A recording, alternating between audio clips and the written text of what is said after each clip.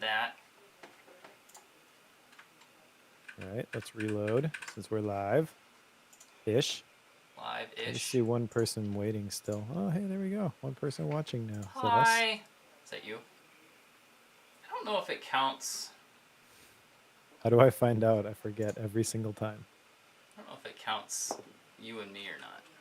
3 dots, participants. Yep, Bookworm is in here. It's all right.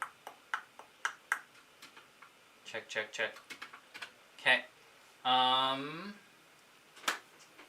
What else? I don't think I got anything else. Okay. Let me make sure my pen works. I have a book. Nice. I don't. I don't know how you do that. Let me catch up my checklist of things here. Sorry. It's totally fine. I just can't. I can't do that. Cause like I keep my notes up, but then I flip through a lot. This is how strange it is for me sometimes. I was like, why can I not get to Obsidian? I'm looking at it. Like it just looks like my code editor for a second. It's a weird moment there. Okay. Hey, do you use multiple cursors? Oh yeah, I have used multiple cursors on all sorts of apps for many years now, and when I noticed the advanced cursors thing, it's like, bingo! We're gonna do this all the time and forever and always. I'm gonna move this camera real quick. Well, if I move it the right way. Okay. There we go. I think I'm good now. All right. So you use multiple cursors in Obsidian then. You said advanced cursors. I'm assuming that's the same sort of thing. I think advanced cursors is the one that brings that, isn't it? Multiple cursors is built in. I didn't know that. So you have your cursor somewhere, you hold down the option key, you click somewhere else, and you have another cursor. Okay, I've not been aware of that one at all. What I have always done, and the way it works it does this in Nova, it does it in Sublime Text, select something, and then hit Command D, and just keep hitting that, and it will select whatever it is you have selected over and over and over again. But then you can do the whole jump to the end of the line, front of the line, backspace, paste multiple things. If the number of lines of things that you're pasting matches the number of lines you have selected, it will put something different on every line. It's pretty cool. Interesting. So I didn't know it was built in, but that might be because I was using the Advanced Cursors plugin that brings me back the Command D functionality. Ah, okay. Because in my head it didn't exist unless I had that. So I did not know it was built in. Well, there you go. Magic. So now I gotta look into that. We haven't even started, Mike. And I gotta write You're welcome? down. I think it's you're welcome, maybe. We'll see.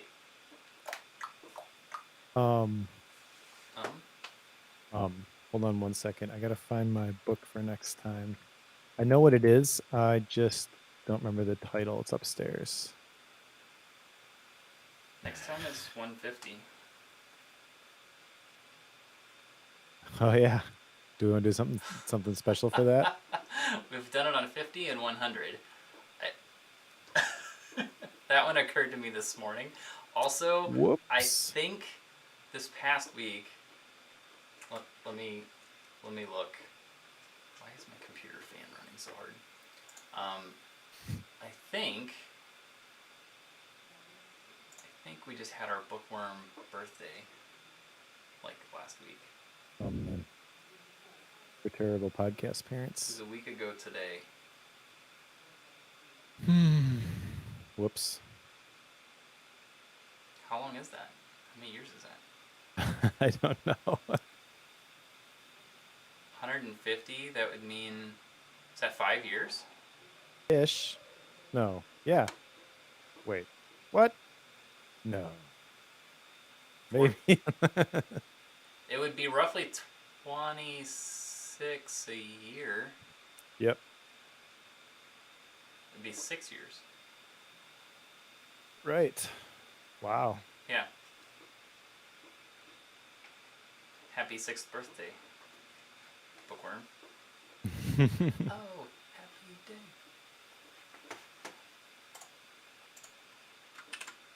Well, let's record this one, and then we'll figure out for next Yep. Good call. You ready to push buttons and say things? I'm gonna turn on this turbo boost thing to make my fan go off. I don't know what's making it go crazy. Brave browser. I have the wrong... Wait. Shoot. I added that to the wrong one. Discard my changes to episode 148's notes. That's where I went to get the link. Silly me. This is the one I want to edit. Yes, I'd like to edit anyways.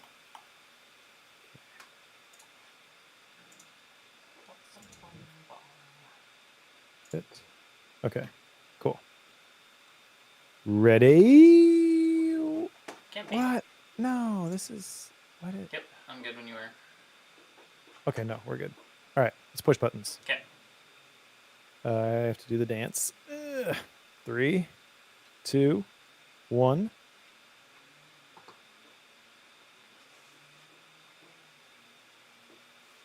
My son made a Obsidian quick note shortcut, and I have never been more proud.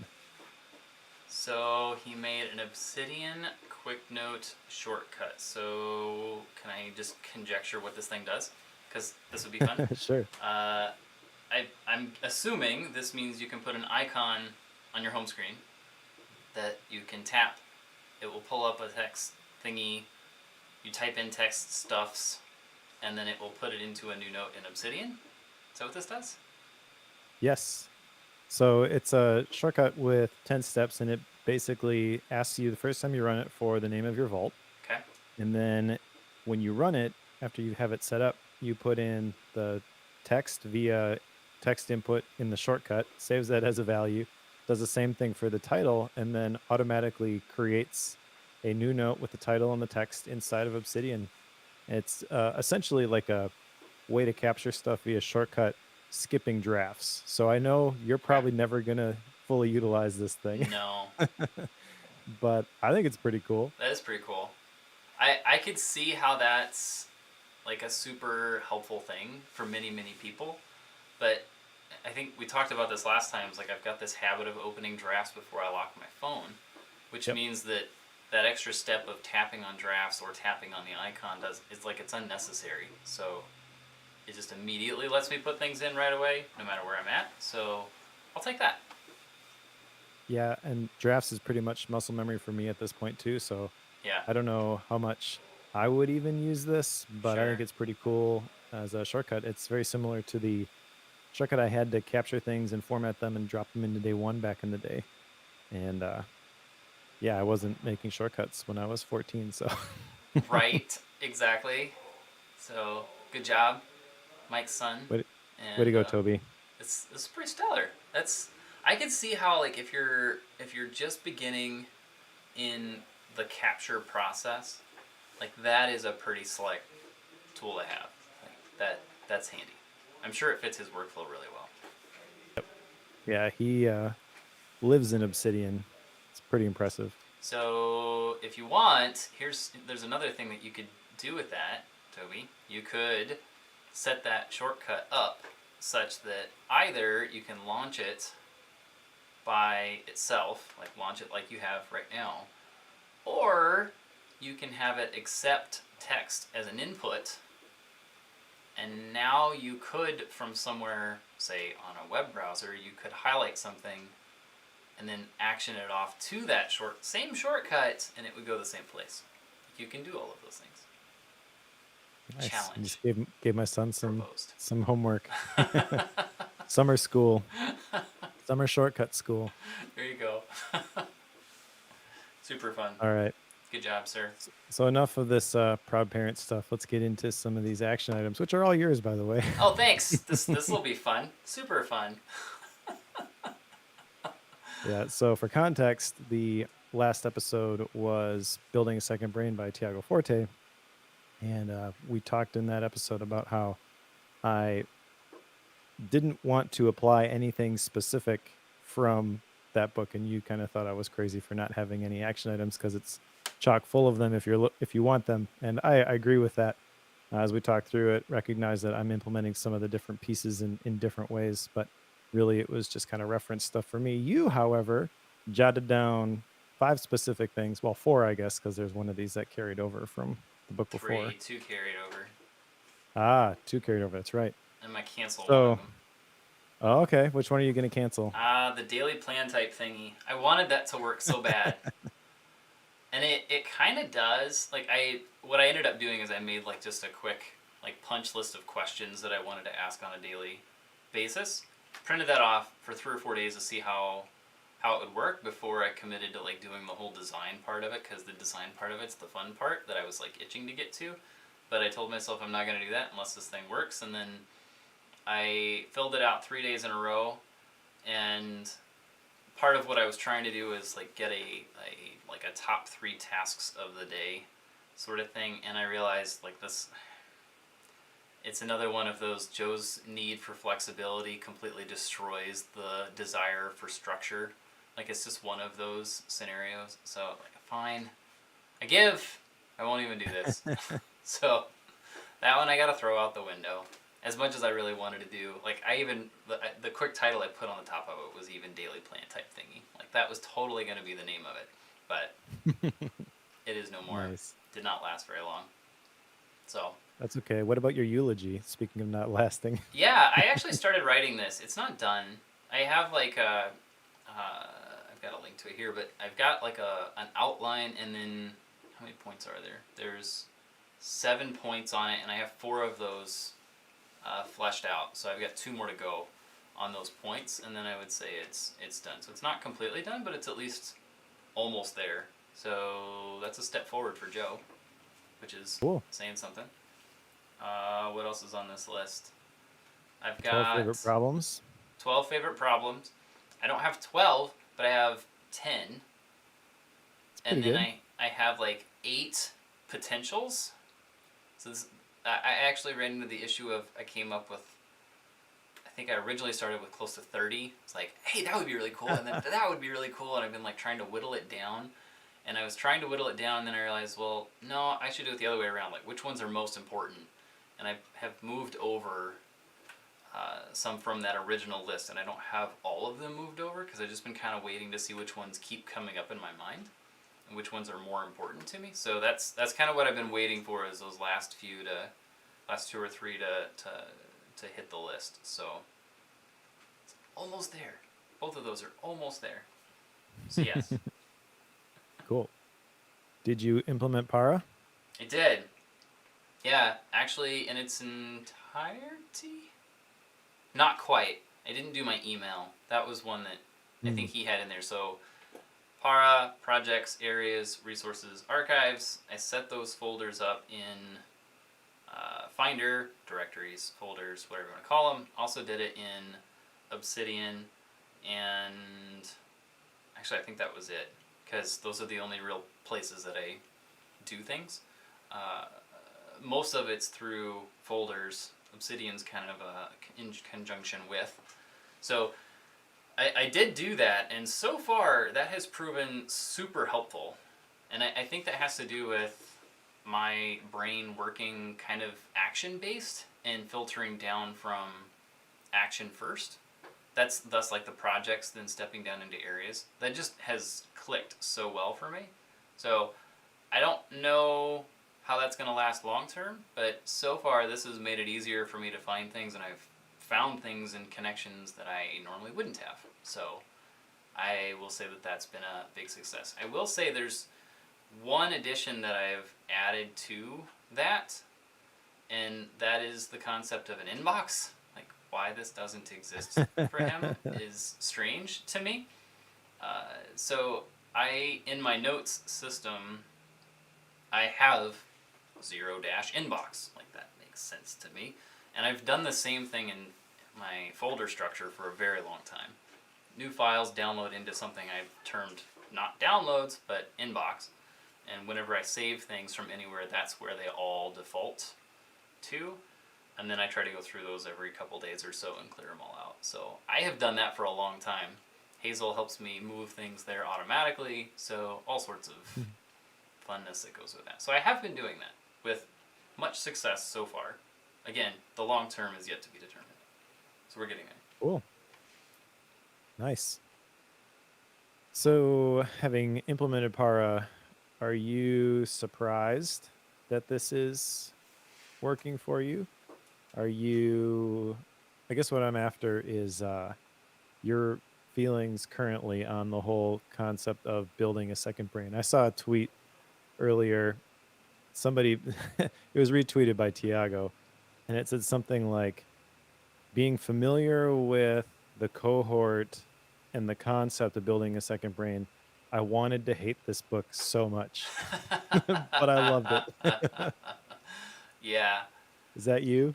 Let's see. I don't know that I've compared it in that way, but I know that having tried to understand Para in the past from Tiago's blog posts and what he makes available for free, having been through all of that and not getting it, I was super timid, I guess would be the word, whenever it came to reading Building a Second Brain. So I don't know that I would say I wanted to hate it, but I expected to be kind of let down, I guess, would be the way to put it.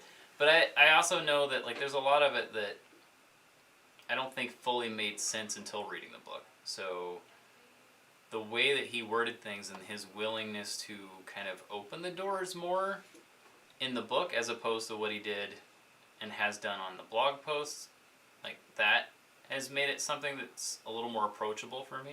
So I know that in my mind it means it's easier for me to grasp onto the concepts, and I appreciate that. So I'm a fan of the book, but I'm still reserved on the whole building a second brain cohort, especially due to the pricing and stuff. I don't know. There's so much of that I'm like,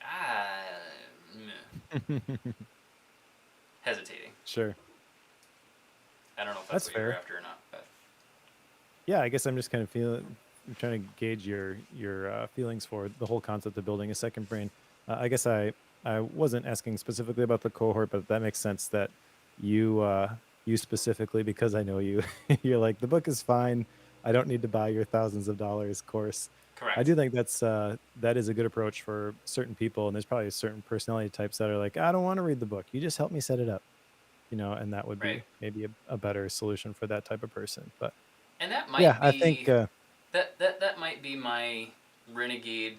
I'm gonna go build this my way, like, mentality. And I don't know that you're the same. Maybe you are. I don't want to put words in your mouth, and I get accused of doing that. But I feel like I have a tendency to want to build things my own way and control it a little bit more. And stepping into something where it's like I'm handed the keys to something that's been built and saying, here, go do this, just use it. Like, I don't do well with that. So yeah. I'm more someone who wants to build my own way of getting there. I'll grab some of your concepts, that's Para, and I've already altered it apparently. And like that's kind of the way that I will operate. So yes, don't I give me the think keys. I think anybody, I shouldn't say anybody, but most people that I've seen that are using Obsidian fall into that category. Yeah, seems Like, like it. I'm gonna build my own thing. Right, right. Which I guess, I hadn't really planned on promoting this, but since we're talking about this, I have a secret project. Oh, we can talk about So, this. sure, we can talk about it. Okay. Uh, I have written an email sequence with, as of today, over 50 daily tips, basically. So you sign up at dailyobsidiantips.com and you get an email every day. It's just designed to be a short email. I created these animated GIFs so you can kind of see things in action in the email, but it's really just to give you an idea recognizing that you're not going to implement the exact thing that I did. You're going to take the concept and you're going to play with it. You're going to figure out your own way to make it work for you. So if that does describe you, this email sequence is probably perfect for you. And I intend to keep adding emails to this sequence over time, but I wanted to get to 50. 50 was the magic number where if I could have this, then I would feel comfortable promoting it. It's Sure. not going to be like a daily email for forever. Eventually you'll get to the end of the sequence and it'll stop. But yeah, there's 50 of them in there. I have an outline for 50 more. Nice. And I got some advice from some of the guys in my mastermind to take the whole thing into, if you want to jump the line, basically, you can do that. And so I've made it like a course. My course is faithbasedproductivity.com. So you can buy the course outright for $10 and you get everything all at once. And it's in Teachable. So you just, it's broken down into the different sections. So you can go like to the plugins section and implement this piece. And then there's like a PKM concepts section and core features section and stuff like that. But I think it's pretty cool. I think it's cool I hope other too. people do too. You put me on the list, and I've been getting these things daily, and I have to say, like, there's only been, I think there's one or, well, I think there's been one that I didn't know how to do already, but that's, and I think I texted you this, like, there's a lot of this that I already know, but I still look forward to these emails because, one, there's always the little video that you've got with them, or at least I think it's most of them. Is it all of them? I don't know. Is it all of them? No, wherever it makes sense Okay. to communicate the concept, I have a video. I know there's at least one more that you weren't aware of because we were talking about it prior to recording, and that's the fact that you can have multiple cursors Right, in right. Obsidian by holding down the Option key. Yep. So I So like know that that. sort of thing, I have an animated GIF because that looks really cool when you see it in Right, action as opposed to just describing it. right. So there's been a lot of these that I've known, but I seeing the short video and then like your description of what you're doing with it kind of helps you see it in a different light. You know what I mean? Like that it means Sure. that there's a different context that I can view that feature within. Thus, I can kind of see a different way for myself to use that feature. So, for what it's worth, I think it's pretty cool. I think you should sign up for this. Part of me Cool. loves that I can't get them all at once because like it forces me to process the one, but Yep. I also know that after about day 4 or day 5 of that, there's a lot of people that are like, okay, just let me go through the rest of them. Just let me get there. So I'm glad that there's a way to do both. I think it works well. Yep. So good job. Yep. So if you want to just get them day by day, you can do that for free. If you want to jump the line, you can do that for $10 is the price that I set it at. As I build it out, that's probably going to go up. I feel like that's pretty low for the stuff that I'm giving away in there, but we'll see. Yeah. Maybe no one wants to pay for it at all because yeah, I don't know. But anyways, it's a fun little project. I was on vacation last week and I wrote a significant number of them then, and pretty proud of it. So dailyobsidiantips.com redirects you to the page to sign up for it if you're interested. Nice work. Nice work. Thank you. All right, should we get into today's book? I think we shall. All right, so today's book is Love and Work by Marcus Buckingham. And this is essentially about doing what you love, but not like you think, I think is the best way to describe it. We've read So Good They Can't Ignore You by Cal Newport, and I feel like it's kind of complementary to that book, although the title kind of makes it seem like, oh, just follow your passion, man, and do whatever you enjoy doing. And I don't think that's a very very accurate representation of the book itself. I'm kind of curious though what your thoughts were as we picked this one up. Like initial reactions on it. I Yep. think When I told you we're reading Love and Work, what were you feeling at that point? And having read it, has that changed at all? my initial thought was Mike picked a book on how to do what you love. Why? Like that's so backwards. Why would you do this, Mike? That's what went through my head. Now, we've read enough books at this point that I know better than to say that out loud as it comes to me. But that was what those are almost verbatim the words that went through my brain when you mentioned this book at the recording when I was first aware of this. Now that said, when I got the book, actually when I was going to order it, I don't know, is it love and work, or does he intend it to be love plus work? Because he uses the plus symbol there. Yeah, I don't know. I think when I was searching for it, it showed up as love and works, Okay, like sometimes spelled out with and. So that's what sure. I'm running with. Got it. Got it. I don't know because I, the more time I've spent processing the content of this book, it makes me wonder if maybe it isn't love plus work, but people don't know how to write that in all the title and subject stuff, so they like have an alias of love and work. I don't know. Maybe that's not true. I might be just proposing something that's, absurd here, but it seems to me like it would be love plus work. And I'm only saying that because of the content here and trying to marry the two, not compare the two. If that's, it's not trying to rhyme that, but here we are.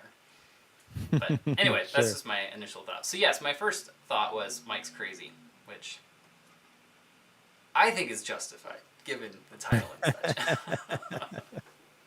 All right. Well, I picked it sort of because I knew that the title itself would be um, it, provocative, let's say. Okay. I don't agree with the concept of just do what you want, follow your passion either. And having seen Marcus Buckingham speak at the Live to Lead conference, I didn't expect that he would fall firmly into that camp either. And yeah, we can get into the content here, but the structure of the book, the first chapter is really the first section. That's introductions. And then it follows the standard 3-part format. So part 1 is signs of love. Part 2 is the 7 devils. And part 3 is make love and work come alive.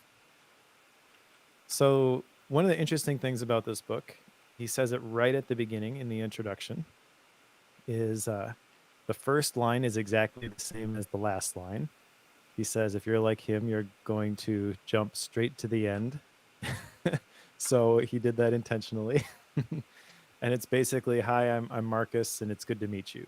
Something like that. I didn't write down the specific words that he used, but that really sets the tone for what is a very personal book. He shares a lot of stories about his life, not in a this is what I've done right and look at everything I've accomplished. You can do the same sort of thing, which is kind of what you expect when you go into a lot of these productivity type books. But more so, almost Donald Miller self-deprecating. I've made all these mistakes. However, I feel like Marcus Buckingham does a better job of talking to the emotions and not trying to like make fun of himself, sort of a thing. It's a fairly emotional book about work, which is kind of surprising maybe to some people. Yeah, I wasn't expecting the term he uses is vulnerability. Like he Yeah. talks about being genuine, authentic, and take a deep breath, vulnerability, and he does pull back the curtain a lot on his personal life, which in some respects, I felt like he was maybe sharing a bit much at times, and it almost felt like he was trying to lift himself and his fiance up on a pedestal, but at the same time, I don't know that I would want him to take that away in any capacity because of what it's able to relay and the depth of understanding that it relays. So I think he did well with it. I think you're spot on. I think he nailed the limit on how far to take that and the way of relaying it. Right. Right. I guess real briefly in this introductions section, the big idea to call out here is that you are your most important project. That's one of the big things that I wrote down in this section, and I agree with that completely. So essentially, all the vulnerability that he's talking about, all of the failings that he's sharing, and he describes them this way. We're not just bashing him because we didn't like the book, although I don't know where you stand on this yet, so maybe you are. But he just right up front, one of the stories that he shares is that his marriage fell apart because his wife got arrested by the FBI. He doesn't share her name, even though it's in the national news. It was part of the scandal with the lady from Full House, I think, right? Trying to get their kids into these prestigious colleges. Right. So, yeah, I forget the specifics of it. I never went back and reread the stories when he told me that, but I remembered that. I remembered seeing that in the news. And so he shares a lot of like what he was going through, what his kids were going through when that was happening. He does not throw his ex-wife under the bus, in my opinion. He even at one point says the reason that it fell apart ultimately is on me. That is my failing that my marriage fell apart. And then he goes on to talk about his fiance that he met at work. Right. Right. Right. Uh, Just to I just to clarify one thing, she was arrested after they divorced. yes, It's yes. 2 to 3 years. So I'm not sure if I misunderstood what you said, but just wanted to make that clear. No, he didn't like divorce her because she got Right. she got arrested. Right. It was falling apart before that, and so he kind of when I read this, I kind of felt like he was harboring some guilt, like maybe if he had been able to make the marriage work, she wouldn't have been in that situation. Like he still kind of Right. felt responsible for that in a way. All that to say, I mean, you can judge for yourself whether you're going to listen to him. Um, Most people who write these types of books try to puff themselves up artificially and create this authority like, hey, this is why you should listen to me. And so I found this a little bit refreshing, just because I don't really care who you are. I'll judge the ideas for the ideas. But I don't know. I guess in this genre specifically, there are a lot of people who just try to build up an impressive resume and then use that as justification for, hey, you should read my thing. And so this felt very different. He's written a whole bunch of books, by the way, and this is number 9 or something like that. But the first one of his that I have actually read. I want to say that he he's really good at giving you details and facts and authority without telling you why.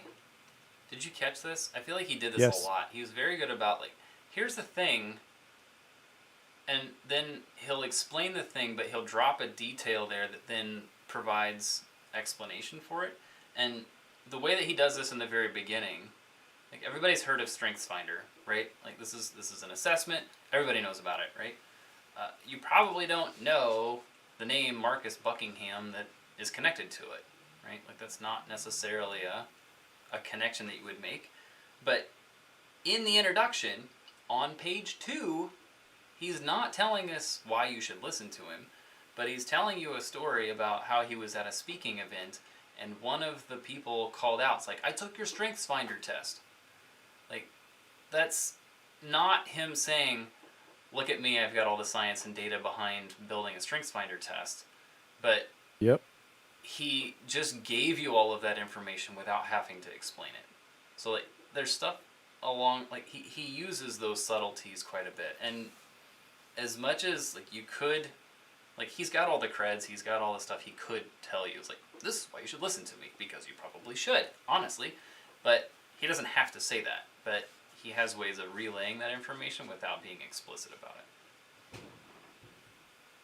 Yeah, and he gets into the story of how he got connected with the StrengthsFinder company. He's originally from Europe somewhere and moved to Nebraska so he could Yeah. be a part Moved of to Lincoln, the StrengthsFinder company, which that in and of itself is a pretty entertaining story. But just yeah, that's important context because kind of at the beginning here in the introduction section, he's talking about he asked the question, do you get to play to your strengths every day?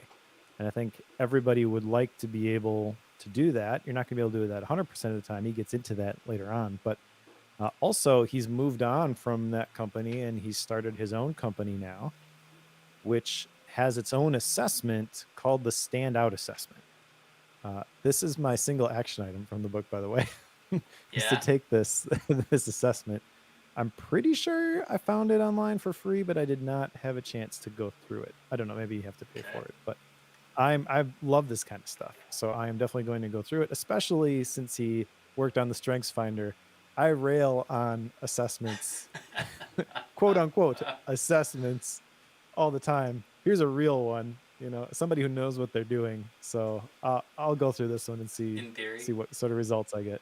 In Okay. theory, that is true. I have not taken this assessment yet.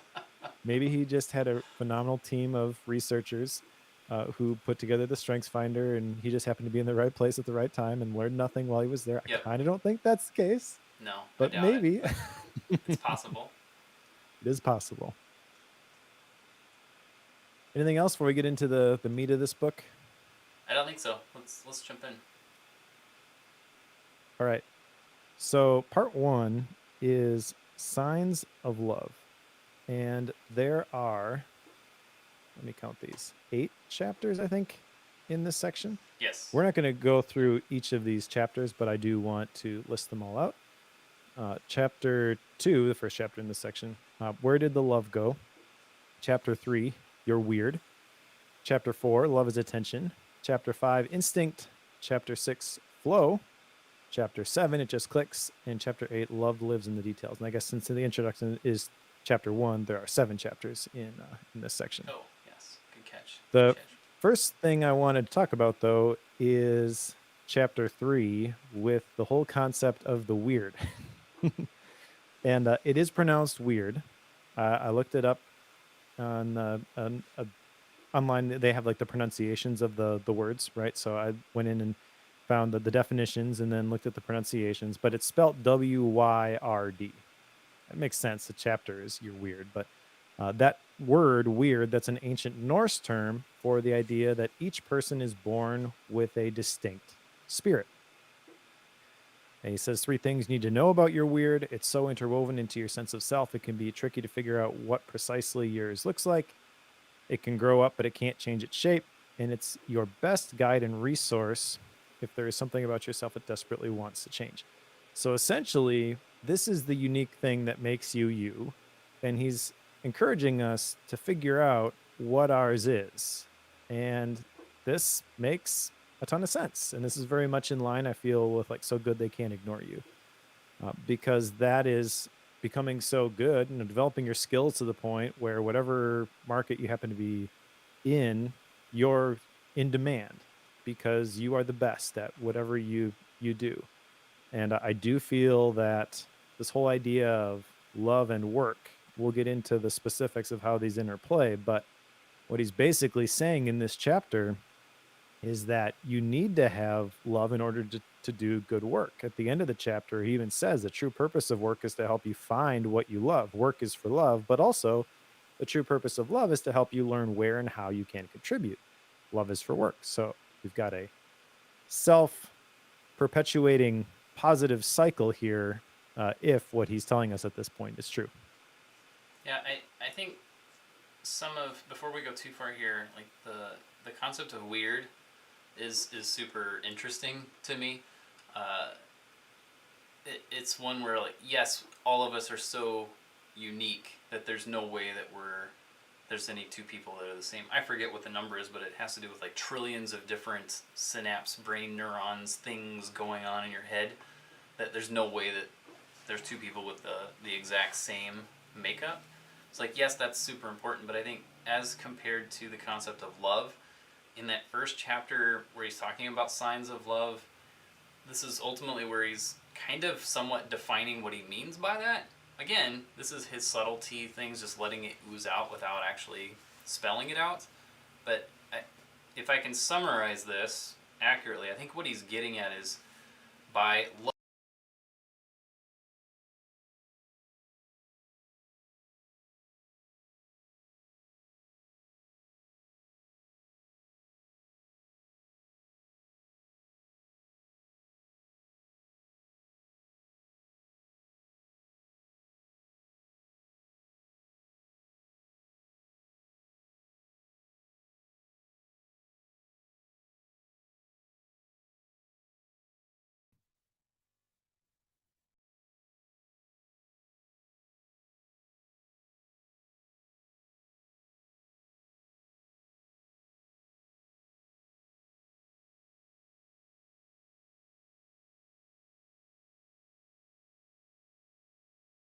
Sure. On page 47, he kind of summarizes, I think, what you were just saying, in that your life lived fully is the search for the strongest possible connection between what you feel, your loves, and what you give to others, which is your work. So there you kind of have your definition of those two terms. But he also says that whenever you see someone doing something with excellence, there is love in it. And I feel like that is an accurate statement. I'm reminded of a quote by, I think it was Mike Rowe, said, "Don't follow your passion, but always bring it with you." The Dirty Jobs guy. I mean, basically, yeah, he had a whole TV show around it, but it was always fascinating to me how he's Yeah. like cleaning out septic tanks. Or I saw one where he's diving down into the center of this bridge, like way, way underwater, tiny, tiny spaces, so he can paint the bottom of the poles at the bottom of Lake Michigan or something. Like, there's no way I'm going down in there, but he's just like, yeah, let's do it, right? He's excited about it, and Yeah. I remember watching that show and be like, how can this guy be excited about all this crazy stuff that he's got to do? But then also he's the one who taught. He is a big advocate of what's the term? Like you go to school to learn a trade, sort of a thing. Uh, and basically, like, you can be a carpenter, you could be a welder, you could be a plumber, and you can absolutely choose to love what you are doing every single day. Right. Like, it's all in your perspective. And I remember watching that show and being like, if he can do it, why can't I do it? And there's lots of other external factors that go into that, whether you have the choice, whether you have other options, things like that. But I feel like that's a pretty healthy attitude to take towards your life. So what he's saying at this point, I think, in terms of love, is not, oh, I'd rather be doing something else because that's the thing that's just naturally fun for me. But whatever I'm going to be doing, I'm going to be having a blast doing it, and I'm going to do it to the best of my ability, and I'm going to do it in order to make a difference. Yes. 100%. Because I think it has to do with. I think what he's getting at here, and like what Marcus is getting at, is like finding out what those things are that you can love doing. Like that's ultimately what it is. But it doesn't have to be. Like, it can be all in mindset, right?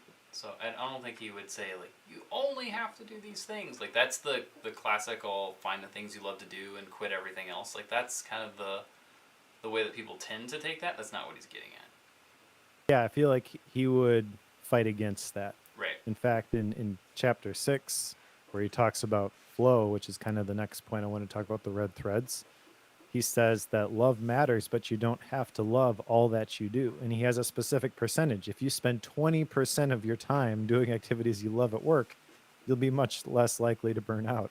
So 1/5 of the time, basically, Right. Right. finding these things. And then the red threads, those are basically clues to find the things that you really love doing. So essentially, some of this advice is best before you would find yourself choosing a career path, right? But also, I think it don't get stuck in that. You can change your course or your direction, or even just find, the next step towards moving to that percentage in your current job. Even if you absolutely hate everything that you're doing, you can apply principles of this. But these red threads, these are essentially threads that you instinctively want to pull. And he's got a whole big list in this questionnaire. This isn't the assessment that I'm talking about in the next point in the outline. Yeah. But have you lost track of time? When was the last time you instinctively volunteered for something? When was the last time someone had to tear you away from what you were doing? You felt completely in control of what you were doing. You surprised yourself by how well you did. You were the only person to notice something. You found yourself actively looking forward to work. You came up with new ways to do things. These are great questions, and it's not designed to be like, well, if you answer this, then you move to the next step, and then eventually you land on the thing. These are just clues that you can use to find this stuff for yourself. The whole chapter starts with a discussion of flow by Mihaly, of course, on page Of 70. course. Yep. But he mentions that, like, that whole concept of flow, that's basically you're being asked to do something at the edge of your limits, and you lose track of time, and you just really are engaged in the work, right? That's the sweet spot that productivity enthusiasts try to get to all the time. Well, I feel like Marcus Buckingham does a great job of defining this before and after. without using that that chart from that book that we read so long ago. Before you do something, love feels like it's instinctively wanting to do the thing.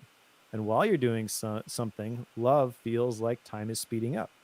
How did you feel about that? When I read those two statements, I felt like, oh, I understand flow better than I ever did before. Yeah, I know that it definitely clicked, but I know that when I'm one one of the times this is so strange.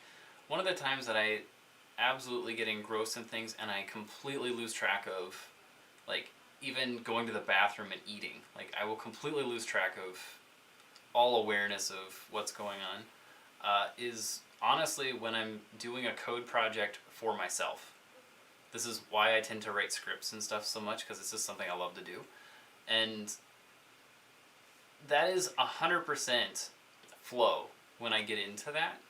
And it's something that I know, like, I can get into a flow state almost on command when it comes to doing code for myself. The problem is that doesn't pay the bills. So it's not a thing I can do all the time. But when he explained it this way, then it just totally made sense to me. So it was something I'm like, yeah.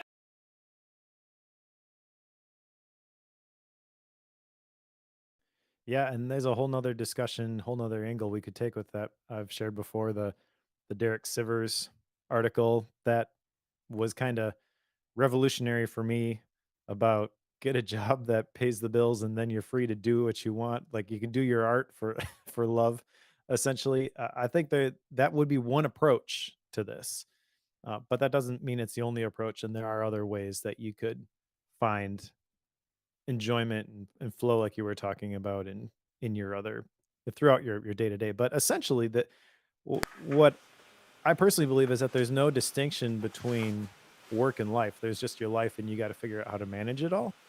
And so when I'm looking at that 20%, yeah, if you got to find it in your side projects, that's fine. Go ahead and do it. Ideally, you could make a full time salary doing the thing that you love, right? But if you can't do that, that doesn't mean that you can't experience this or find the enjoyment or have love at work like he's talking about. I feel so. Don't pigeonhole it, I guess, just because you see somebody else doing something and you wish that you could do it that way. Find your own combination of the ingredients for your own success soup. Right. You gonna take this questionnaire? The red thread questionnaire. Yeah. Uh I haven't gone through it yet. I don't think I'm going to formally. I like these things, these questions, but I kind of also know um, what are the things that really get me going. And I've spent the last year thinking about the appropriate mix of this in my Sure. life. So Yeah. I could see, if I had read this book in July of last year. Maybe this would be something that I was like, I need to go through and take stock of my life and ask myself these questions. Sure. Maybe I'll build them into my personal retreat process. I don't know. There you go. There you go. I think I might. I don't know that it'll, like you're saying, I don't know that it'll be formal, but it's something I need to process a little bit.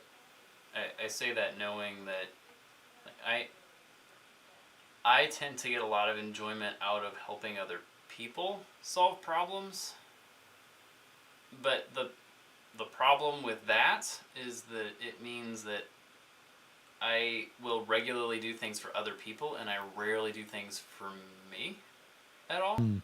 So sometimes that line between what am I doing because I know my wife is really excited about this, she doesn't know I'm going to be doing these things, but I'm going to do it for her.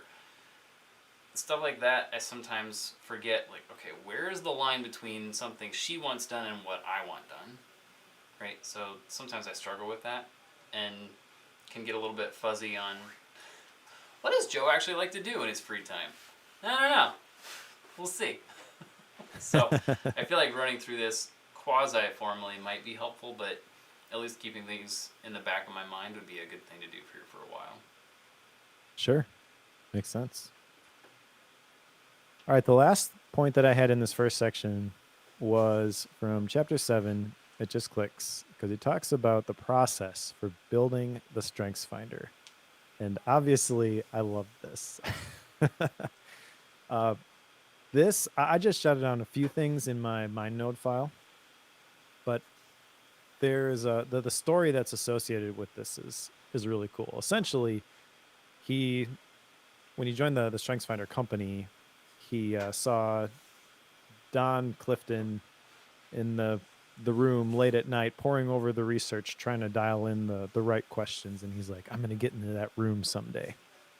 And this chapter, he kind of talks about how they landed on the questions that they ask. And I want to cover this just so I have a public record of why I rail on any future assessment. Quote unquote. Yes. All right. So they've got a whole team of researchers, but they have these questions and then answers that go with them. All right. So the question answer combos, even if they measure the skill, they have to be thrown out if they don't predict the desired skill. Okay. So you could have a good question, you could have a good answer, but if they don't directly link together, they got to be thrown out. You cannot tell me that any of the other quizzes that we have taken in the majority of the books that we have read, uh, I'm trying to think, even the Todd Henry one, I think, would not match up to this level of scrutiny.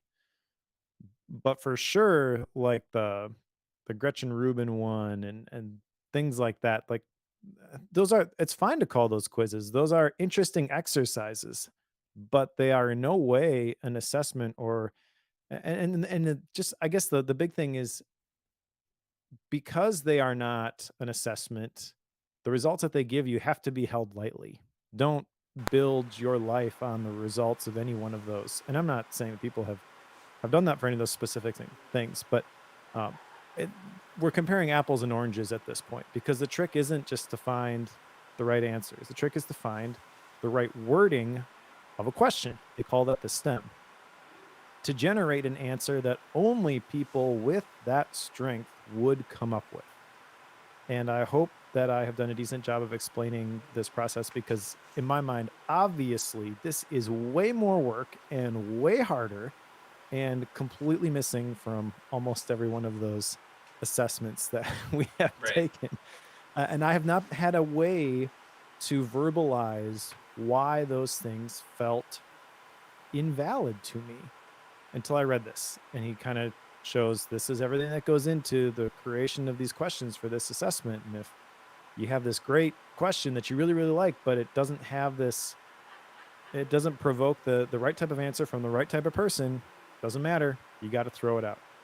And I feel like anybody who just creates an assessment and tacks it on to like a message that they want to tell, you're not that's not an assessment because really what you're looking for is a tool to validate in the reader's mind the message that you're about to tell them, as opposed to coming into it with I am genuinely curious as to what direction I should go with my life based on the results of this. And most of the ones that we've gone through, it's been very clear like I'm going to sell you something in the next step. It's going to look a little bit different based on your your Right. answers. Uh, so this is a totally different league, I feel. Yeah, I think this is probably a lot to do with verifying that the test proves what you want it to prove. Is that ultimately what you're getting at here? Well, it's not only verifying what you want it to, it's verifying that that it's predictive of the skill or the scale that you're trying to measure. But then even what those skills or scales mean and how many there are, like you can't just grab whatever feels right or take a shot in Right. the dark. Well, we surveyed 100 people and this is what they told us. Like that's fine for Family Feud. It's not good enough for a formal assessment. I will say this is the one chapter in this first part that I wrote absolutely no notes down for. Like, talking about that whole everybody's different in their own way, and things strike some people really interesting and others not at all. Yeah, this one was in my mind like the least interesting in this whole part. Sure. I was like, Well, but the other knowing that, when I read this, I knew this was something that you were gonna grab onto. Like, yes, this is. I knew this was something you were gonna jump on. So I knew that, but it's just not for me. Well, let me just add one more thing here. Okay, since I have already mentioned like the four tendencies, right?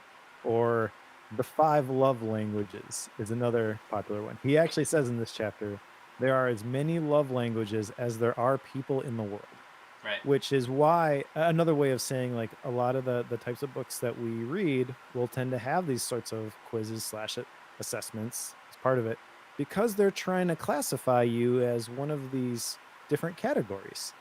And he basically is railing on the school system throughout this entire book and the workplace in general about you shouldn't try to classify people into these convenient buckets. You shouldn't try to be like everybody else. The job shouldn't be something that anybody can do. You should find the thing that you can do and do really well and do that.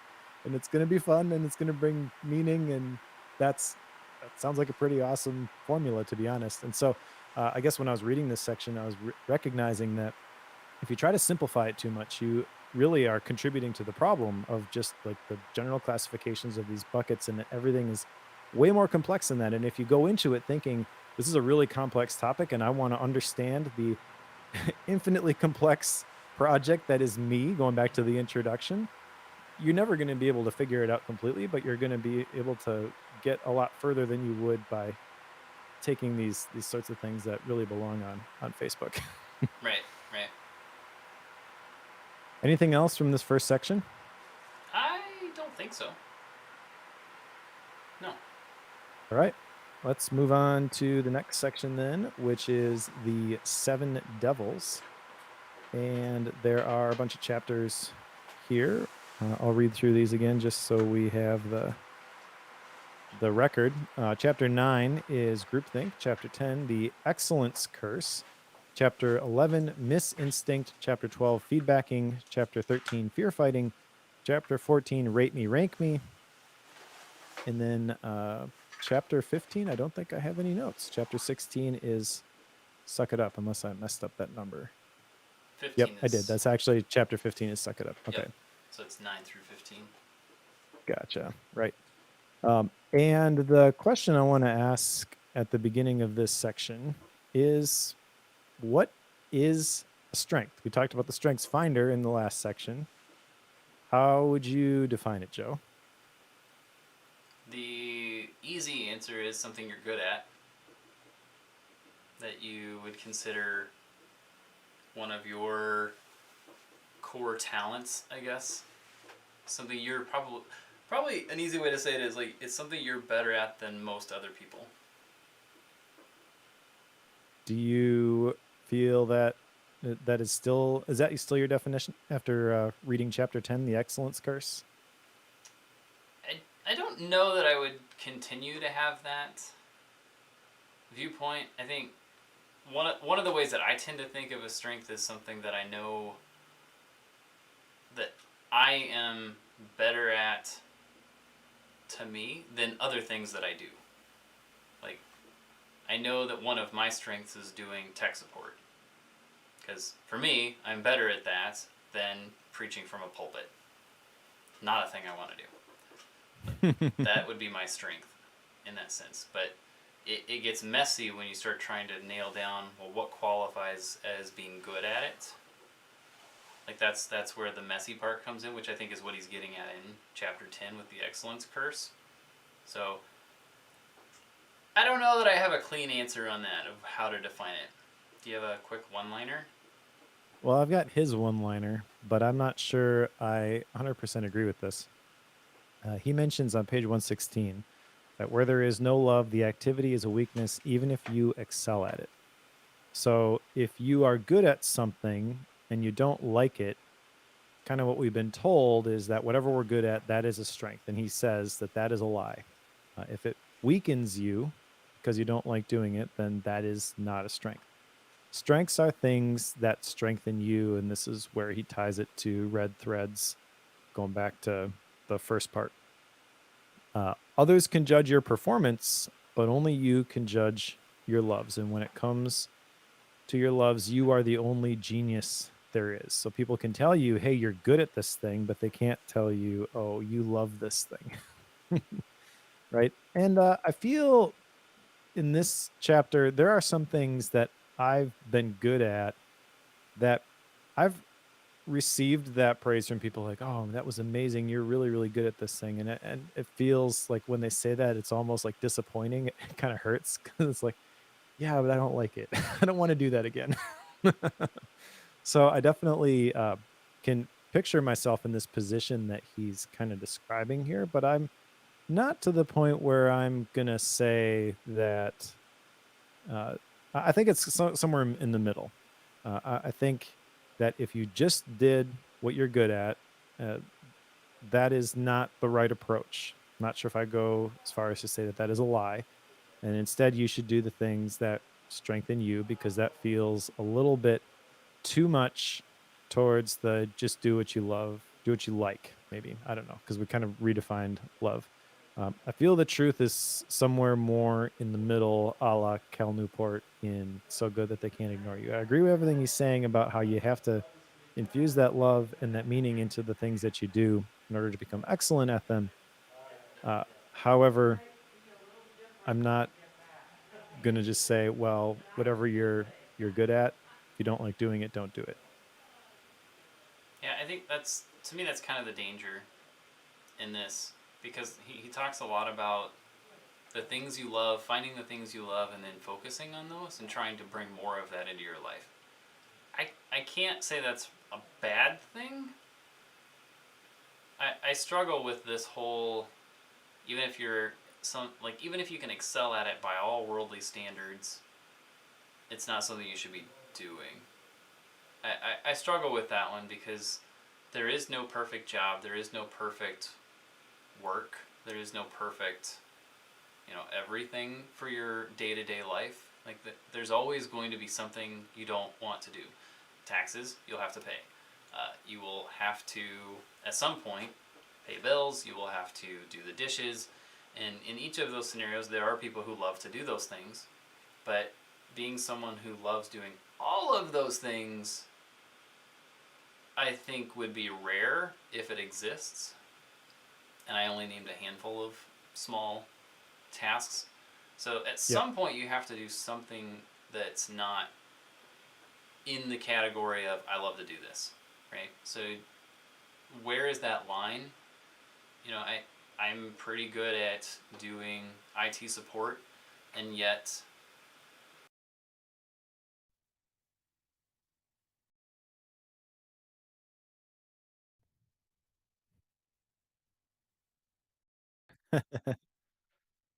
Yeah.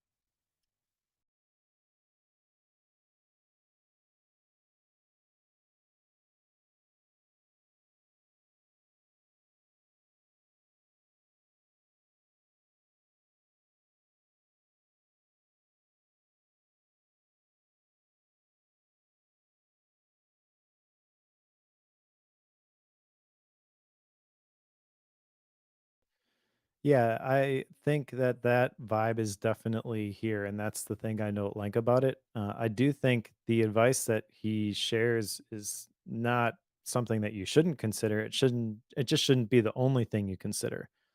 And I think he would agree with that based on where this lands in this section. Like, for example, the next chapter is on misinstinct, and this is where He says to pay attention to what you're going to be doing more than why. The big point here is that we kind of misclassify these things. And he mentions that if you ask most salespeople what they love best about selling, they'll kind of naturally attach to the why. Well, I like helping people solve their problems. Like, no, that's not really it. What the best salespeople love about selling is the actual process of the close. That is thrilling to them. And they're not always closing, right? You have to have conversations, and there's a whole process that happens before the close. So I think you don't have to do it all the time. You just have to get closer to that 20%. If you never get a chance to close, then you're not going to enjoy being a salesperson. So Right. there's lots of different things that you have to consider here when you're figuring out what is the right mix for yourself. But another detail here in chapter 11 is that is really a clue as to what to do with the things that you love but you aren't any good at.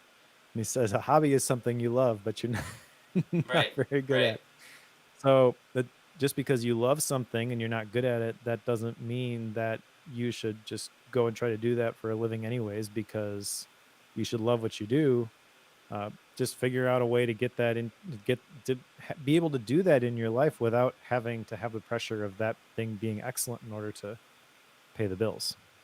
The real trick with that gets to be when the hobby is something that you are good at, but Yep. you have something else you do that you're even better at or that pays better and you love that too. Like, that's to me where it starts to get dicey, because you could turn that second thing into something that you could make money off of and make it a full-time thing, but it's not as good as the other thing that you love doing.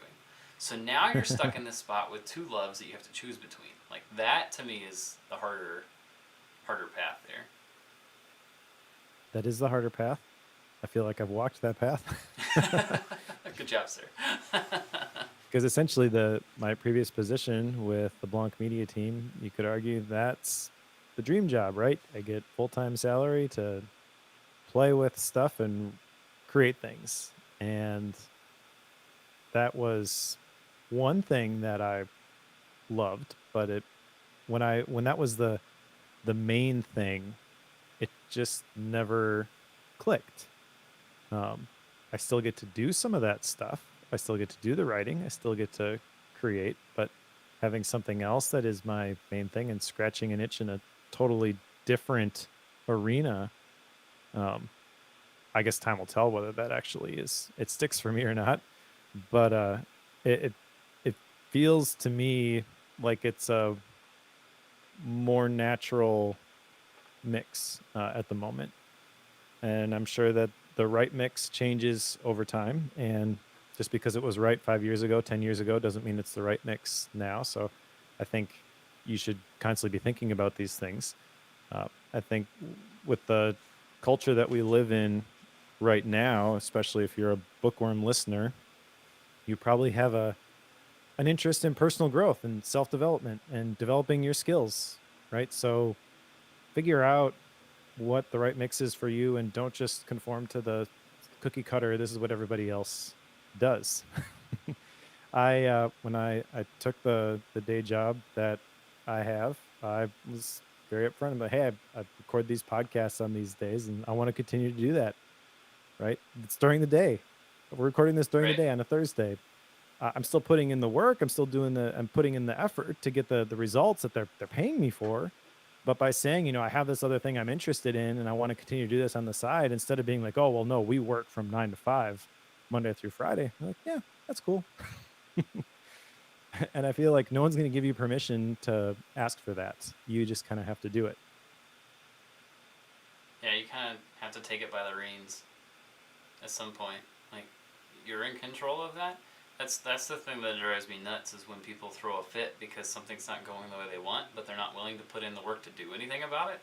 Like, get off your butt, quit watching TV at night, go do the work. Like, like that's definitely part of it. You have to move if you want to get somewhere. You can't just sit still. You have to move and you have to follow your own plan, which is getting back to the whole importance of the assessment thing, I think, because those assessments, those can be clues into figuring out what is the plan for you. No one else can tell you that. That's kind of the next point here is the reactions versus the feedback. I love this concept. This really comes from chapter 12 on feedbacking. He says the road to hell is paved with other people's advice. People will give you well-intentioned advice and you should ignore it. Yes. He says the only time feedback is helpful is when it corrects a fact. Feedback is saying you'd do better if you did it like I do. And essentially, the whole case he's made in this book up until this point in chapter 12 is you can't follow somebody else's path. That's what the education system and the workplace will try to do is to make you just like somebody else. But you're really going to find the most fulfillment if you spend some time figuring this out for yourself. And I feel like this is absolutely true. So, what are you supposed to do if you don't listen to feedback? You get reactions from people. You share something and, hey, what do you think about this? Right? Don't tell me what I should change about it, but tell me what you think. And I think that this is a really great concept. You could use this about personal decisions that you're trying to make. You could use this about content that you're trying to create. I mean, the whole idea of reactions versus feedback, I want to spend some time thinking about all the different places that maybe I've been defaulting towards the feedback and I want to respond or I want to change that a little bit so I focus more on the reactions. Yeah, the way I've heard it is don't let criticism go to your heart, and don't let compliments go to your head. Like There we that's go. that's it's kind of that concept because the feedback piece, like we've heard this online for a long time. You got to get feedback from your users and customers so that you know where to move forward. Well, the problem with that is they're going to tell you that you need to be going somewhere that you may not have on the road path. But that's where I really, really like the whole reaction thing. Some of the more progressive folks who are trying to get information in order to change their businesses or to change their direction, I don't know that they could explain it the way that you and I are talking about it, but they've kind of gone more towards like the open-ended questionnaires. Like it's not a pick from these five options questionnaires. They're an empty box for you to fill in your thoughts. So it ends up being a scenario where you can, instead of just choosing from the cookie cutters that they've given you, you kind of get a blank slate to fill in your thoughts on something. I can definitely resonate with, to use the term that you're infatuated with here lately. I But love that one. the the thing that it does is it lets people maybe take you somewhere with your thoughts about something that you hadn't considered going into. So they can go completely different directions as opposed to just following what you've given them as options. So I get it. I mean, it makes a lot of sense. Now, the real question there is how do you go about seeking that, and in what way do you seek these reactions? Like, what are you trying to improve or change or alter by seeking for that? So I think you got to have a little bit of a precursor to that yourself before you can start figuring out what to ask questions about. I think personally I've got some thoughts around like, okay, here are some things I'm doing in my day job on a weekly basis, and here are some things we're talking about doing big picture. Like, okay, don't tell me how it went or what you think should be done. Talk to me about how that event made you feel. We did our big worship in the park thing. How did it feel? Like, don't tell me what you think should change. Like, I know the camera things, I know the live stream things, like I know some of the technical details, but how did it feel? Like, talk to me about that. So I feel like that's a good lesson to learn, and one I could definitely use more often. Yeah. Last thing in this section for me is just real briefly, chapter 15, Suck It Up. That virtually any job is awful and soul destroying if it's being done by a person who doesn't find love in it. I think I agree with this statement and really everything that he's talking about in this chapter about how sustained excellence without love is impossible. You can be good at something for a little while, but you're not going to continue to be awesome at it unless you put in the effort, and you're not going to put in the effort if it's something that you don't like doing. So really what he's saying here is that love isn't just a feeling. It's not what you think about the things that you are doing. it is really a source of energy. And I think most of the bottleneck in terms of what people are able to do is not a lack of time. It is a lack of energy. Uh, Maybe attention too. You get distracted or whatever. But if you really are motivated to do something, you will find a way to do it. I just my personal life. Like, there's a whole bunch of family things that we've made habits, like the man school stuff that we do. I've got a men's curriculum that me and my boys go through every Wednesday before we go to church. The one-on-ones that we do before I go into work on Thursday mornings. Like, these are all things that did not fit in the schedule.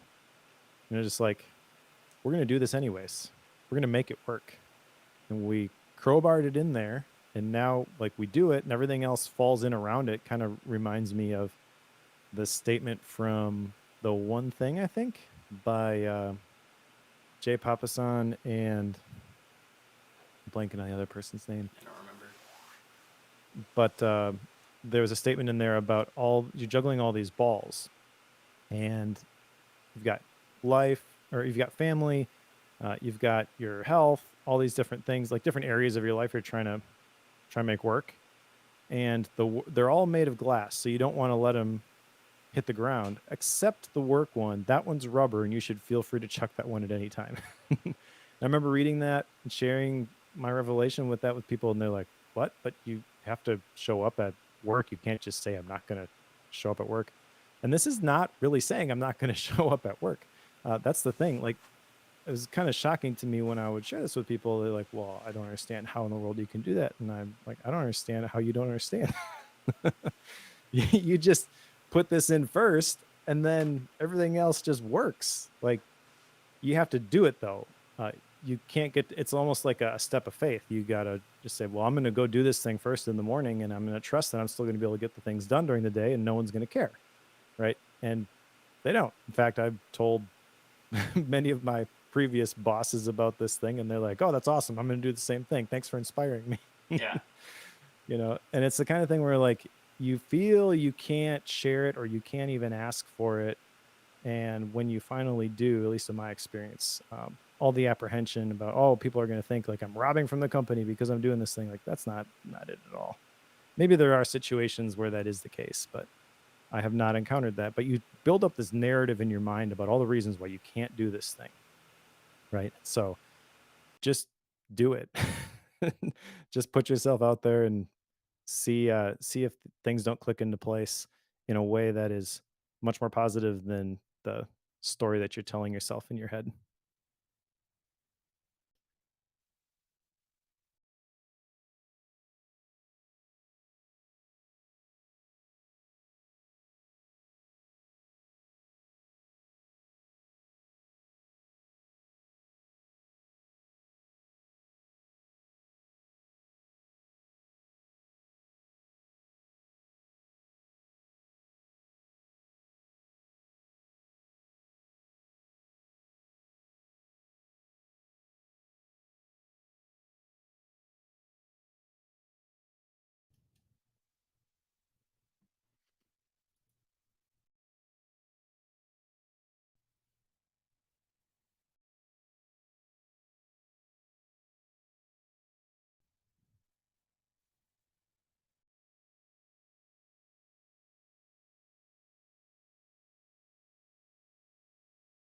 Yeah.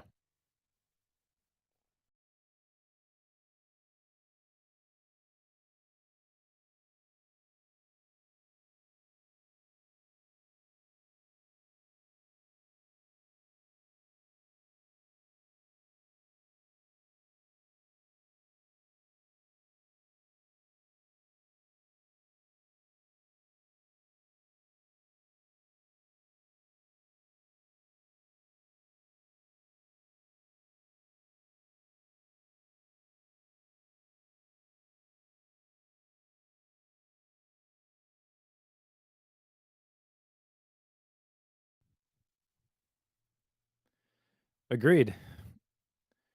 So, should we go into the next section? Let's do it. All right. So, part 3 is making love and work come alive.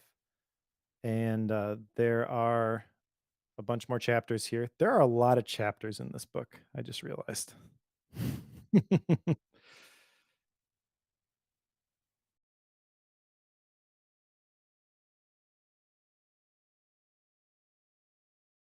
Mm, yeah, that's true.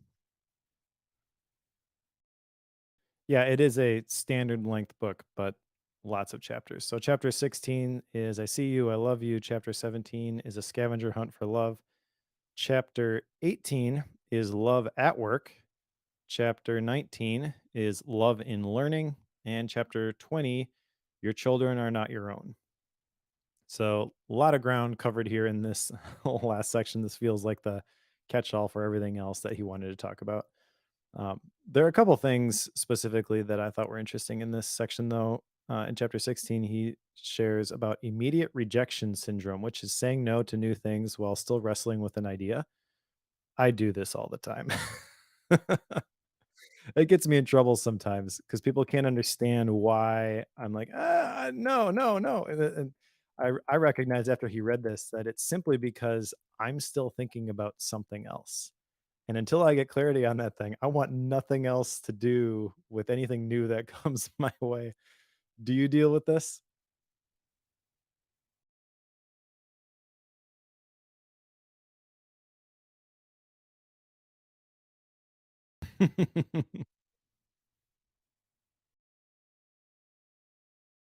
Well, like I said, it gets me in trouble sometimes, so I don't know that you should be envious of that gut reaction because I don't know, because the way this manifests is like people will ask me to do something, and I just feel this intense emotion, like this build big wall being built up in my mind. Like I cannot, and under any circumstances, say yes to this thing. And then if I say no and people want to know why, like I can't articulate it. And so they think I'm just being a jerk. But it's just because I don't have clarity on this thing yet. And I'm so I guess scared of overcommitting to things and not being able to follow through on things that my default just is no. And every time I get asked, I feel like I know what the right answer is, but I can't explain why. And every time I try to do it, I end up getting emotional, and it comes across real short and aggressive, and it never ends well.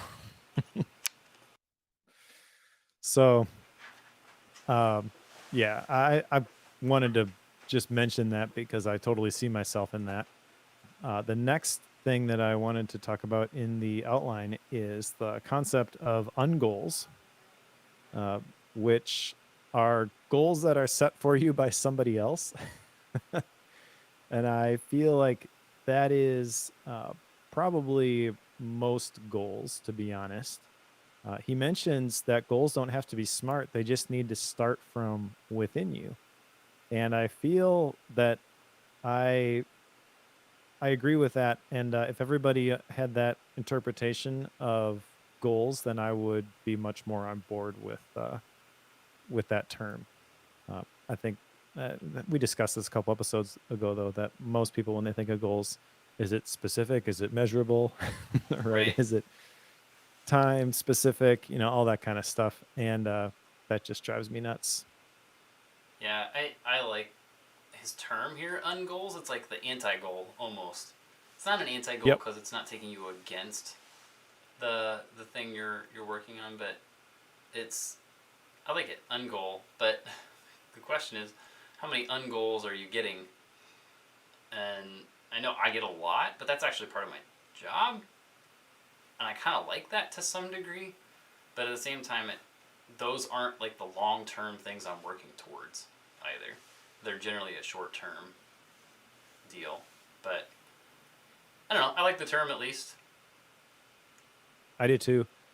I wonder if the whole concept of the ungoals and then also the immediate rejection syndrome, if that is tied to something like the Colby scores, I am guessing that you are a pretty high quick start based on what you just told me, and Yes. I'm definitely not. Right.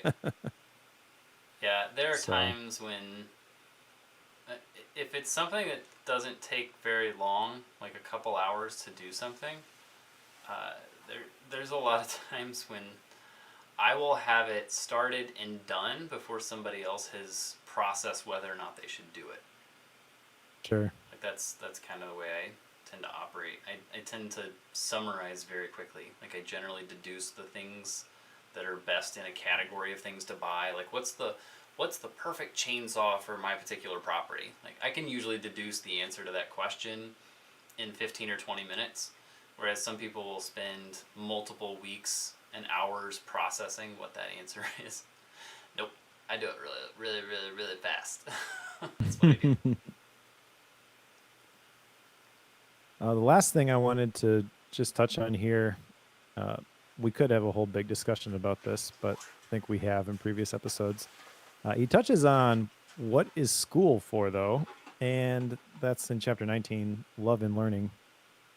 And I think his description of this is pretty great. He mentions that our kids are more resilient than we think they are. He talked about how the whole purpose of school was originally so that adults could go to work. It was kind of secondarily for teaching needed skills. And he summarizes this by saying that to the world, school is for sorting. And the result of that sorting happens in choosing a college and a career. And he's got some not real nice things to say about the US News and World Report list of the top colleges. Yeah, he's kind of harsh. Yeah.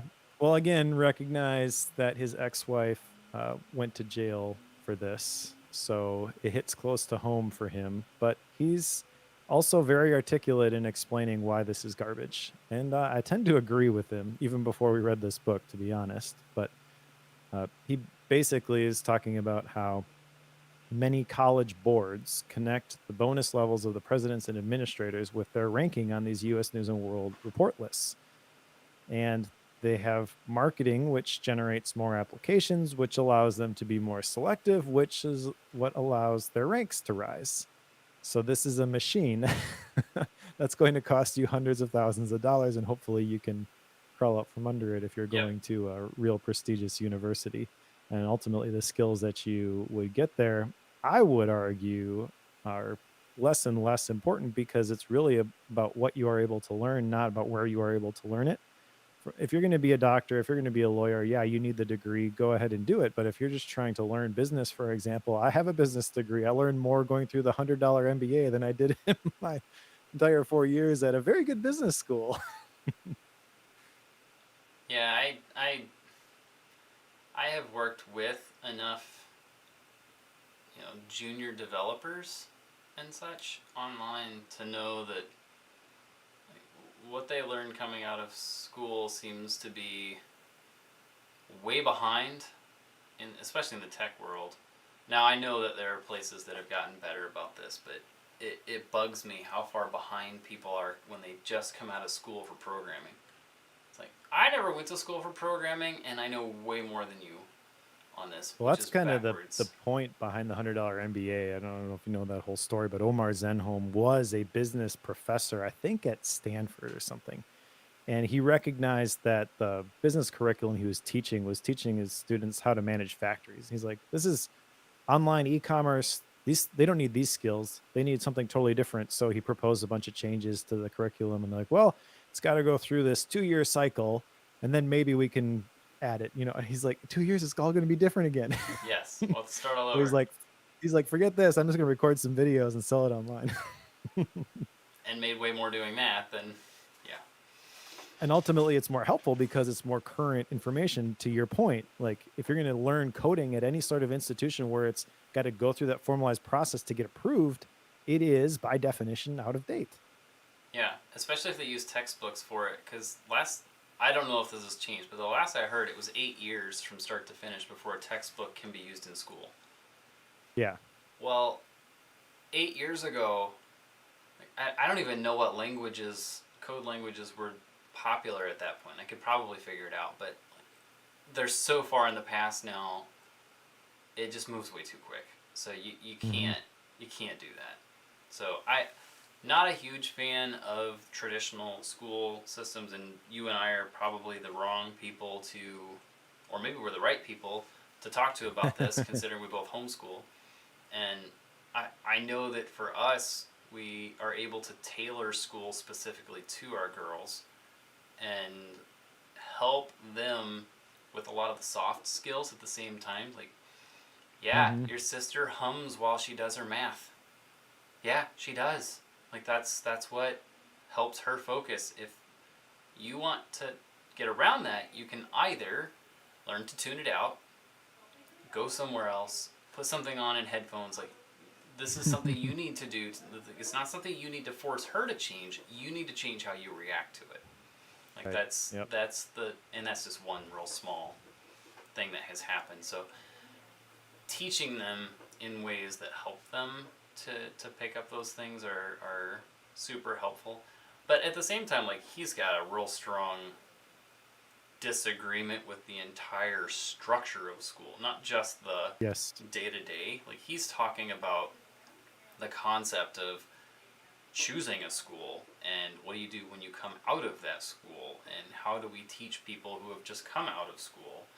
And he's got all sorts of qualms with the whole structure. Yep. I don't know that I've processed it on that level. Like, he's obviously spent some time with this concept. I can't say that I have, so I don't know. I don't have any reason to disagree with him, but I also don't know that I could speak intelligently about what to do about it either. Yeah, that's fair. Um, at this point in the book, chapters 19 and 20, I envision that for some people, you can probably stop reading at that point. Uh, but I do think there's some good stuff in here.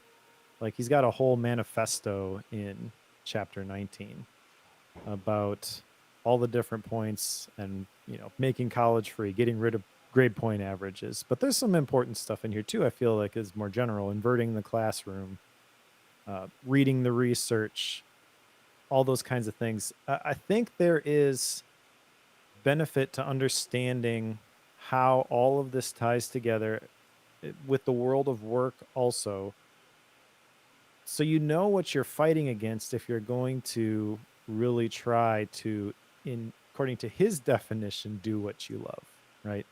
So I think by this point hopefully we've established that that's not just find something fun and figure out a way to do it for a living.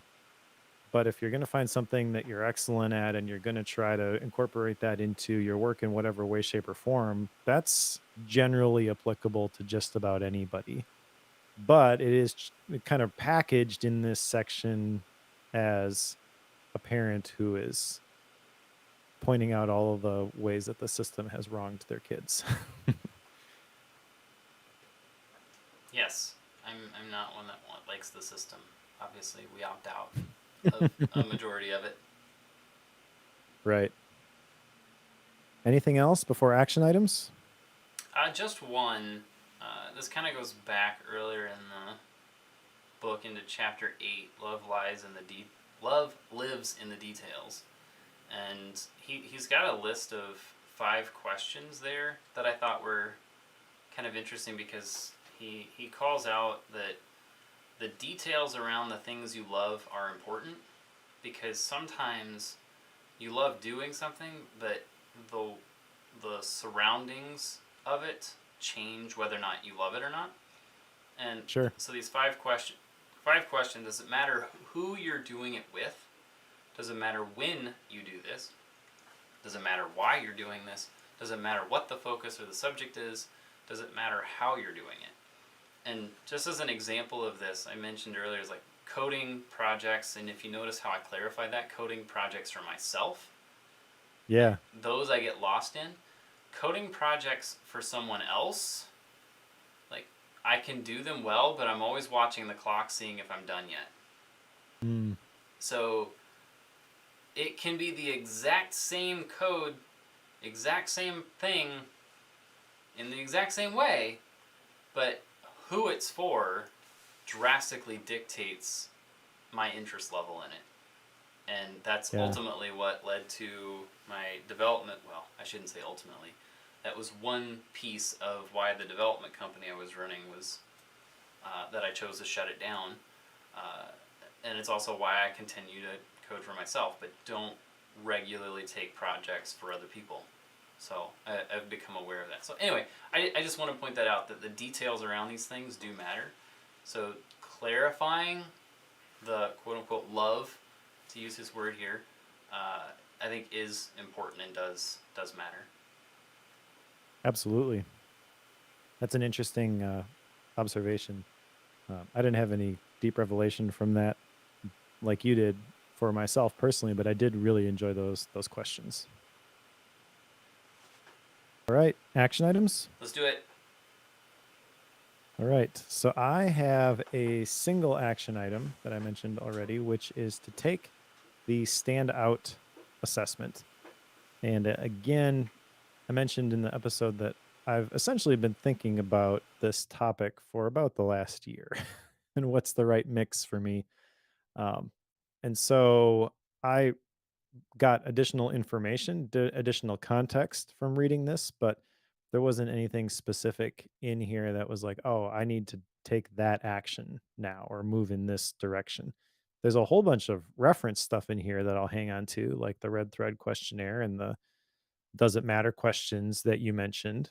But the next thing for me is simply to take that assessment because I have all those assessments, the Strengths Finder, the Colby, all that kind of stuff stored inside of Obsidian. And in fact, the next book that I'm going to pick, which you have not seen yet, maybe will be added to that file. So, how about you? I don't know. There's no reason to cringe, Joe. It's all good. We're just going to talk about our feelings some more. You got nothing to be scared of.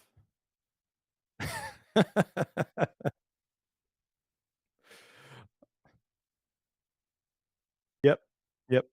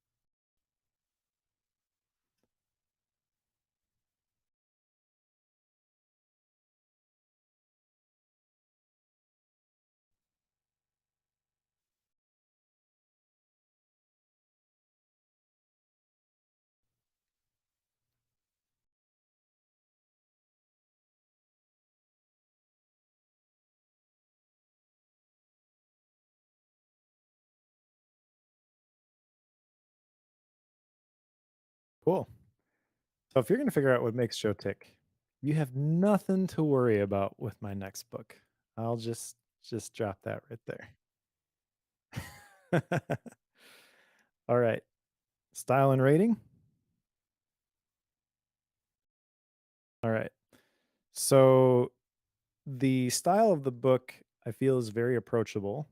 I feel that Marcus Buckingham is an excellent communicator.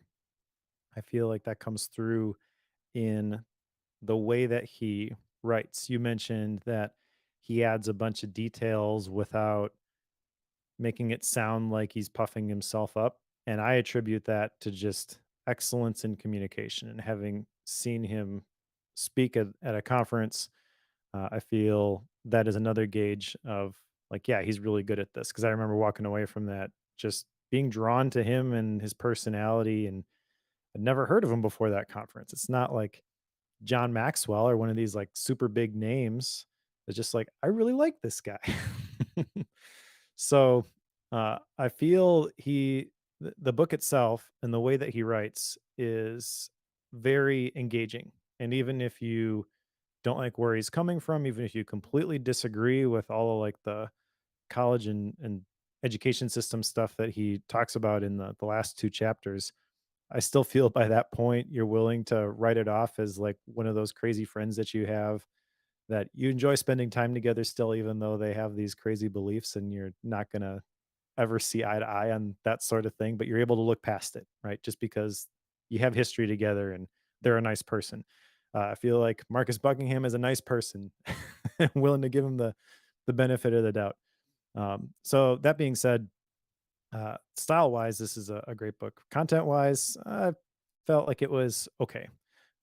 There's some really good stuff in here, and I really enjoyed the conversation that we had from it. Kind of was what I had anticipated.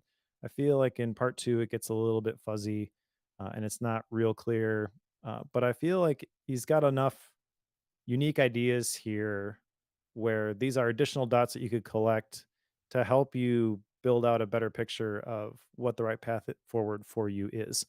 I don't think you're going to read this single book and be like, "Oh, I get it now. I never thought about it this way." I don't know. Maybe if I could put myself back that far, and I'm never engaged with anything in this genre before, and I encounter the concept of the weird and the concept of the red threads. I have trouble picturing coming to those and having those be just these revolutionary ideas, you know? They feel like complementary ideas. I feel like I'm glad that I have read this. Like this is a good additional reference work to how to read a book, Mortimer Adler style, syntopical reading. I can compare things against it. But this isn't one of those like stakes in the ground. Like this is a tipping point for my thinking in any way, shape, or form. So that being said, like it's a good book. I feel like it's a entertaining and engaging read, and there's something here for everybody, but it's not gonna knock your socks off. So I'm gonna rate it at 4.0. I would still recommend it to people. I think just about anybody could get something out of it. Uh, I am kind of curious if there are any of the other books that he has written that are really just like stronger message. This is who Marcus is. We kind of talked about Donna Miller last episode, or not last episode, 2 episodes ago. Uh, Hero on a Mission. Like you could really tell that was an authentic message. And there have been different books at different points where Joshua Becker is another one that comes to mind with Things That Matter, where it's like, this is the message that Joshua Becker has, right? This one doesn't land that way. And that's not doesn't mean it's bad, but I'm kind of curious if that has been discovered yet for Marcus Buckingham or not.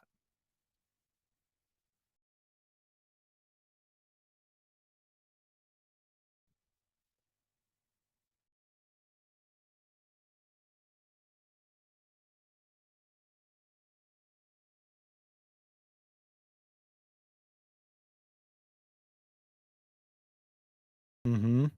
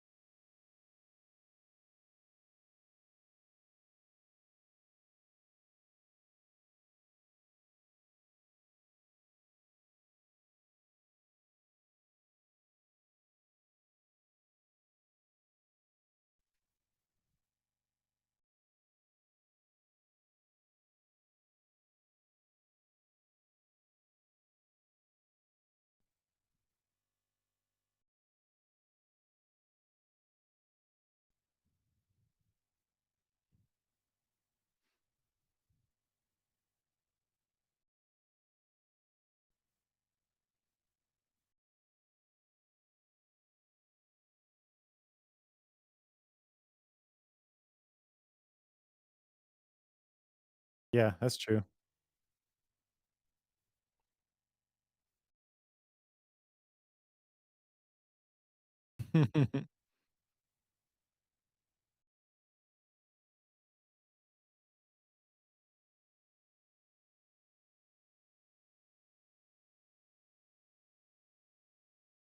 Yeah,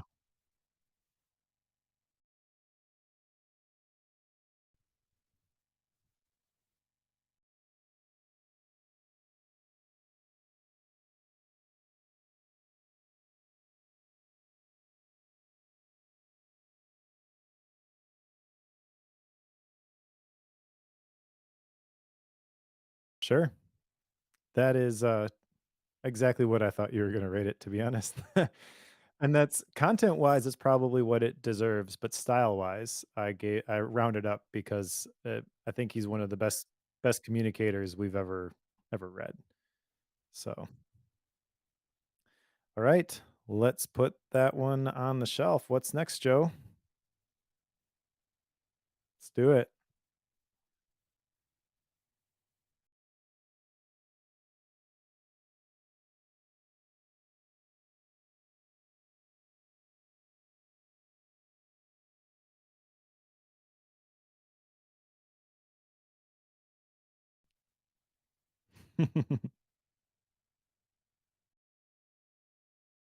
Yes, it will. Yeah, after that, we're gonna figure out what makes Joe tick, and, we're gonna go through The Story of You, An Enneagram Journey to Becoming Your True Self by Ian Morgan Cron.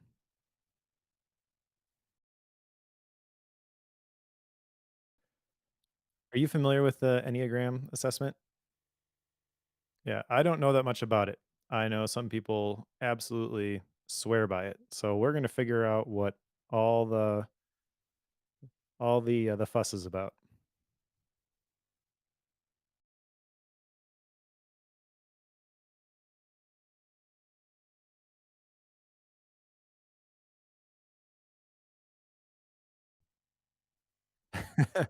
Yeah, I know people who are so in love with this thing that they'll like in their Instagram stories, they're like, "Oh, yep, I'm an 8. This is what I do."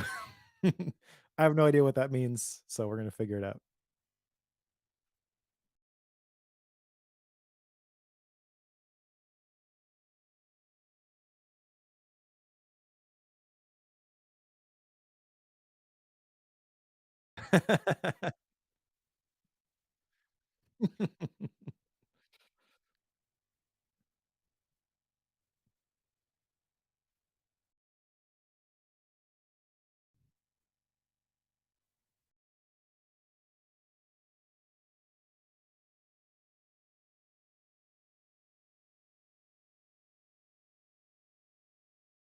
Yep.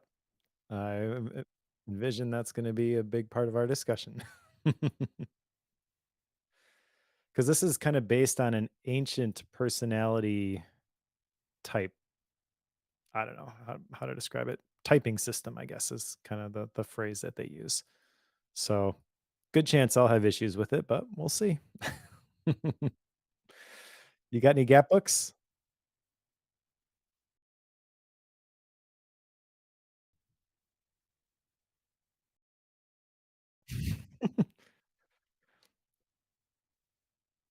I got one. It's, Several Short Sentences About Writing by Verlin Klinkenborg, which is yeah, I know. There's no chapters to this book. It's just like these short little paragraphs. I'm trying to think of another style like this because it's not even like a page at a time. It's just several short sentences about writing, and it's pretty good. Yep. All right. So that'll do it for this episode. Thank you to everybody who supports the show. Specifically to our Bookworm Club premium members. If you want to become a premium club member, you can go to club.bookworm, actually just bookworm.fm/membership. Club.bookworm.fm is where we all hang out. And you get some bonuses if you are a Bookworm Club premium member. You get access to my MindNode files. You get access to some Gap book episodes that Joe did back in the day, you get access to the 4K wallpaper, and you help us keep the lights on, and we really appreciate it.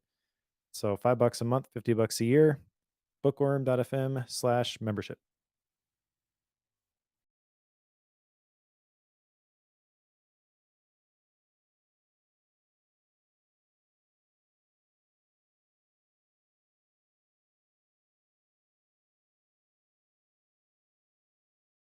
See what you did there.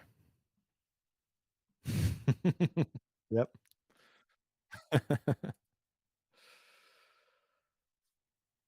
Uh,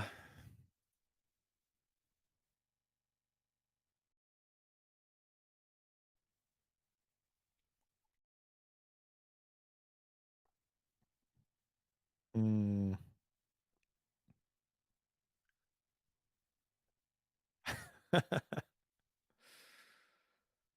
Well, we'll let you come out of the closet.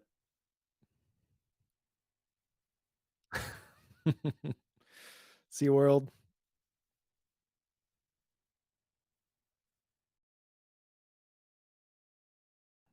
I don't think so. According to a couple weeks. Watch your calendar.